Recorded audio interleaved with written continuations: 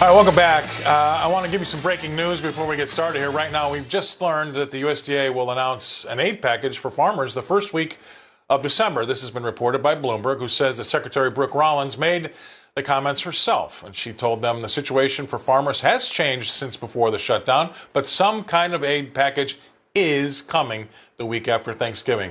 So there you go. All right, get a load of this, though. Not so shocking statistic. 70% of Americans now say that higher education, that system in the United States, is generally going in the wrong direction. Now, that's up from 56% who said that the same thing in 2020. Now, according to a new Pew Research Center survey, those are the prevailing thoughts. Now, in our production meeting this morning, we thought that that number was probably too low. It should be closer to 90%. Boy, oh boy, what are they thinking, right? Clearly, there is a movement underway, though, with some young people moving into the trades. We did a story yesterday, if you remember, as to how women are now even making strides in the trades as well.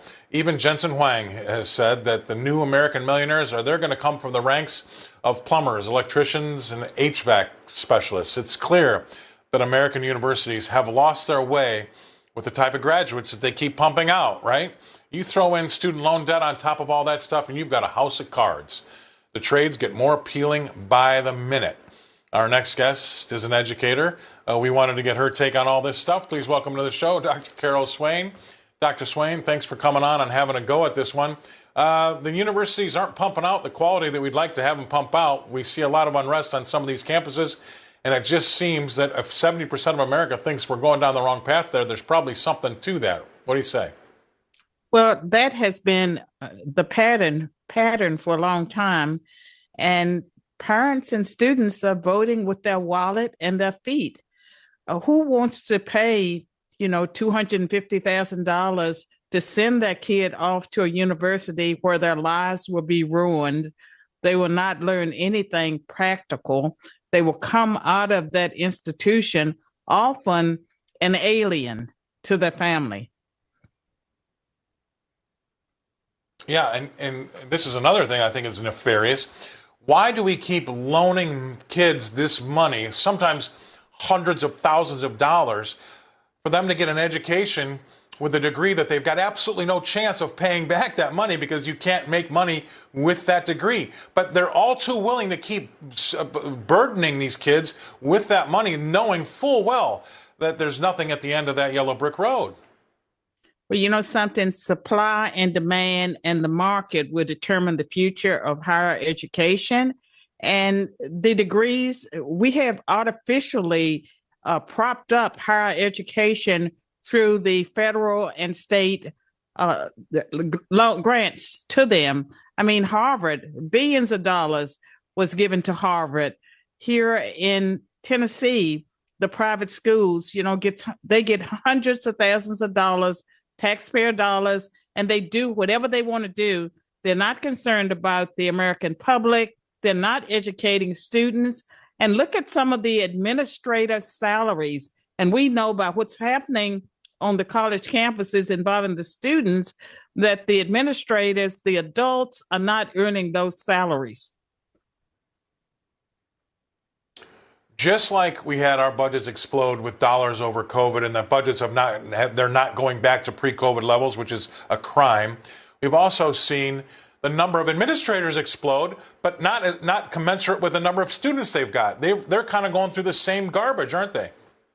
Well, I mean, the administrators, some of them make over $1 million a year. It's outrageous what university professors make and deans. That's one of the reasons why the costs are so high. And plus, I was a tenured professor, 28 years. It's a great gig, and there needs to be more accountability. Well, I mean, that's going to be hard to get through these teachers unions, and a lot of these places are really strong where you can't really break in. I mean, I did not do any near your 28 years. Go ahead.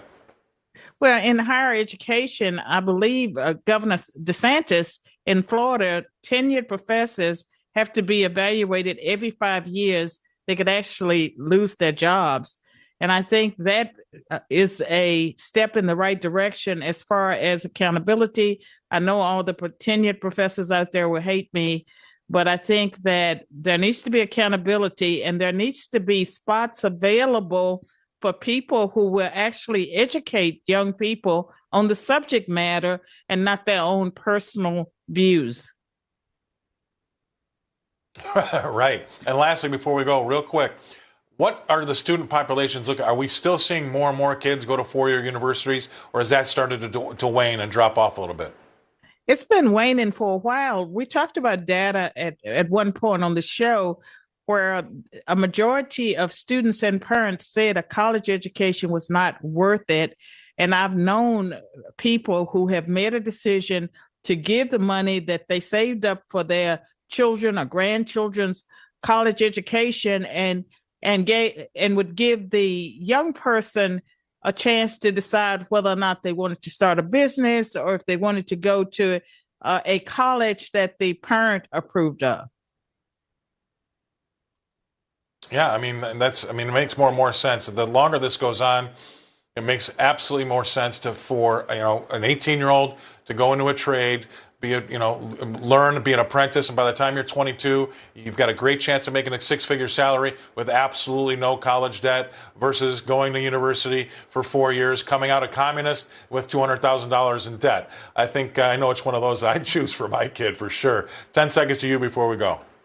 I would say that a lot of young people are creative. They want to start businesses, and we know that that is the pathway to becoming rich when you are a successful entrepreneur. And so I think that for many young people, starting their own business or working in the family business is the pathway that more and more of them would choose. It makes sense. It's not rocket science. Right. Great stuff as usual, Dr. Swain. Love having you on. Can't wait to see you again next week, maybe the week after. Hopefully you have a great Thanksgiving. Thank you very much for being on the show. You're a big fan favorite, Dr. Carol Swain, coming to